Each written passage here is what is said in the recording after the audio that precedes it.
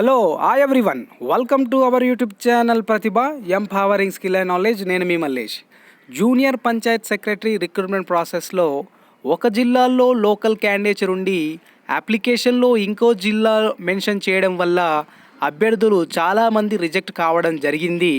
So దీనిపైన కొంతవరకు మనకు నోటిఫికేషన్లో ఏ పాయింట్స్ ఇచ్చారు, మనకు ఎంతవరకు ఇది పరిగణలోకి తీసుకుంటారనే దానిపైన మీకు స్పష్టత ఇవ్వడానికి ఈ వీడియో చేయడం జరుగుతూ ఉంది. ఇక్కడ చూడొచ్చు, మీది అఫీషియల్ నోటిఫికేషన్, పంచాయతీరాజ్ రిలీజ్ చేసిన junior panchayat secretary recruitment notification. ఇది మీ అందరికీ తెలుసు. ఇక్కడ ఫామ్ అంతా నేను ఇక్కడ ఇంపార్టెంట్ పాయింట్స్ మాత్రమే డిస్కస్ చేయబోతా ఉన్నాను ఈ వీడియోలో.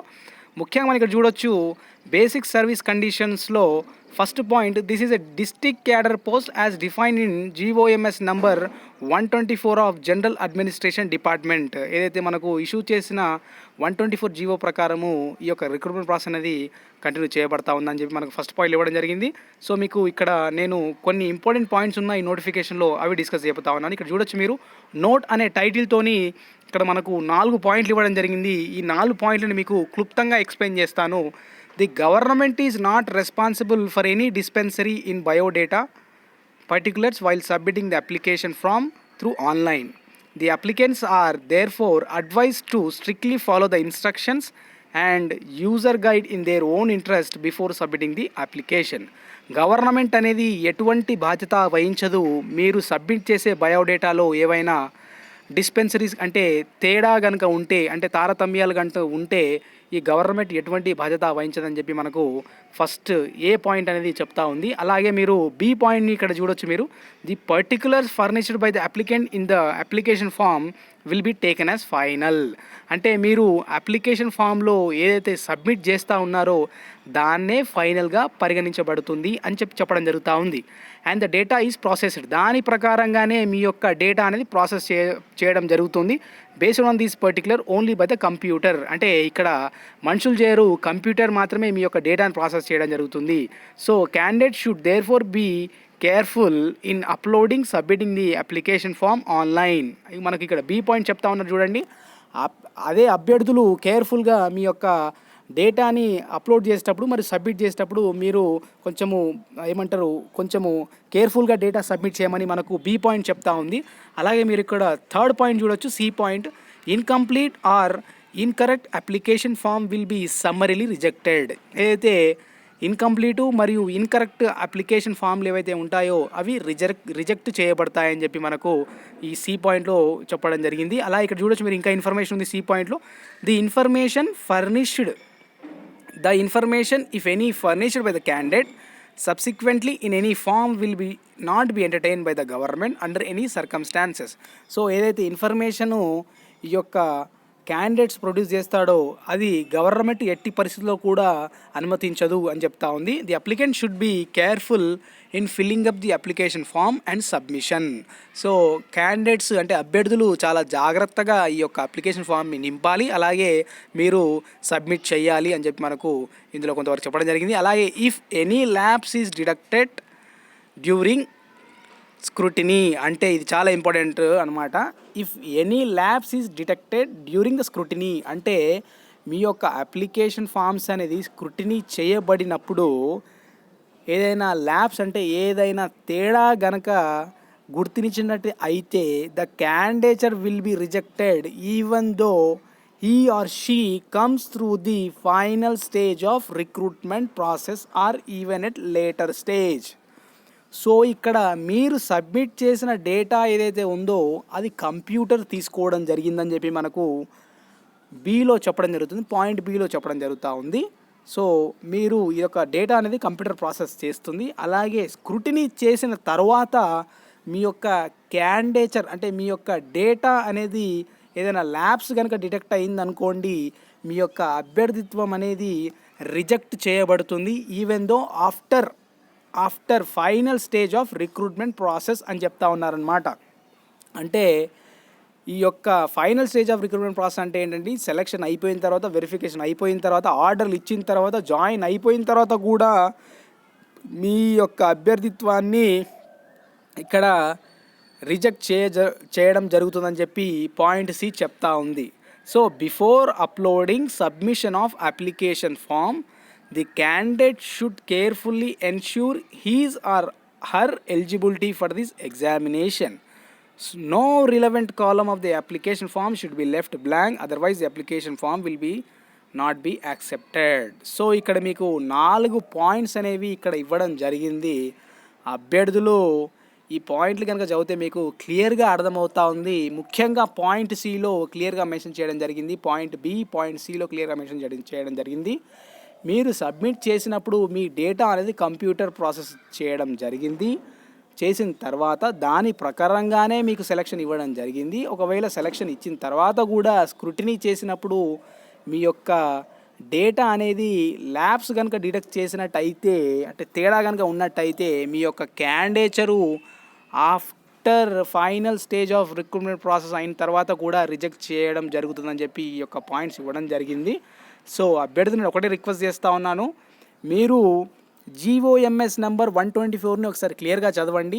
నేను మీకు దానిపైన క్లియర్గా ఒక వీడియో చేస్తాను. అంటే 2 ఇయర్స్ ఇట్లున్న వాళ్ళ పరిస్థితి ఏంటి, అంటే మీరు 4 సంవత్సరాలు కనుక ఒక జిల్లాలో లేకుంటే కనుక మీకు అక్కడ కొన్ని పాయింట్స్ ఉన్నాయి, లొకాలిటీ అనేది ఎలా డిసైడ్ చేయడం జరుగుతుందని చెప్పి మనకు GOMS నెంబర్ 124లో అది మీకు నేను క్లుప్తంగా ఎక్స్ప్లెయిన్ చేస్తాను, వాట్ ఈజ్ వాట్ అని చెప్పి. సో మనకు ఓవరాల్గా మాత్రము ఇది ఇవ్వడం జరిగిందనమాట. ఇక్కడ మీరు ఇంకో పాయింట్ ఉంటుంది, మీరు అది చాలా అది కూడా చాలా ఇంపార్టెంట్ పాయింట్ అనమాట. మీకు అది ఎక్స్ప్లెయిన్ చేస్తాను, అది కూడా చాలా ఇంపార్టెంట్ పాయింట్. ఇక్కడ మీరు ఆ పాయింట్ని చూపిస్తాను మీకు. ఇక్కడ చూడొచ్చు, the meaning of local candidate is as per GOMS number 124 of GAAD. ఇది ఇక్కడ మీరు చూడొచ్చు, ఆ పాయింట్ ఇవ్వడం జరిగింది. సో ఇక్కడ నేను ఒక పాయింట్ చదవడం జరిగింది, అది కూడా మీకు చూపిస్తాను ఇక్కడ. సో ఇక్కడ అప్లికేషన్ ఇక్కడ చూడొచ్చు మీరు, 6th పాయింట్ అనేది చాలా important. Candidates have to produce original documents and other particulars on the day of verification itself.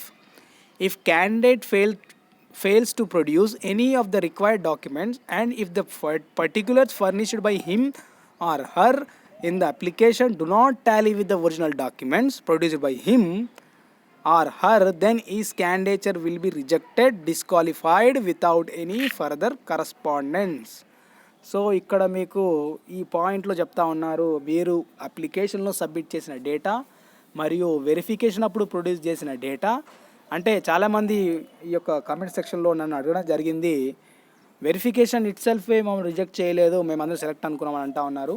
అది కాదు, స్క్రూటినీ అనేది వేరే ఉంటుంది. ఏ రిక్రూట్మెంట్ ప్రాసెస్లో అయినా సరే, ఇది TSPSC కానివ్వండి, ఏ పబ్లిక్ సర్వీస్ కమిషన్ ప్రాసెస్ అయినా సరే, మీ యొక్క అప్లికేషన్ అనేది బేసిక్ స్ట్రక్చర్ అనమాట, బేసిక్ ఇన్ఫర్మేషన్. సో దాని తర్వాత మీరు ఎగ్జామ్ రాసిన తర్వాత, మీరు ఒకవేళ ప్రొవిజనల్గా సెలెక్ట్ అయిన తర్వాత మీ యొక్క సర్టిఫికేట్స్ని వెరిఫై చేసిన తర్వాత దానికి దీనికి కనుక డిఫరెన్స్ కనుక ఉంటే అప్పుడు రిజెక్ట్ చేయడం జరుగుతుంది. ఫైనల్గా మీకు ఎటువంటి ఆర్డర్స్ కానీ అవి ఇష్యూ చేయడం జరగదు. సో ఇది రిక్రూట్మెంట్ ప్రాసెస్లో జరిగే ప్రాసెస్. నేను ఈ వీడియో అనేది మీకు క్లియర్గా ఎక్స్ప్లెయిన్ చేయడం జరిగింది. It's not to provoking anybody, it's provoking your minds అనమాట. అంతే, మిస్టేక్ జరిగింది, అది ఎంతవరకు కన్సిడర్ చేస్తారనేది కూడా చాలా ఇంపార్టెంట్.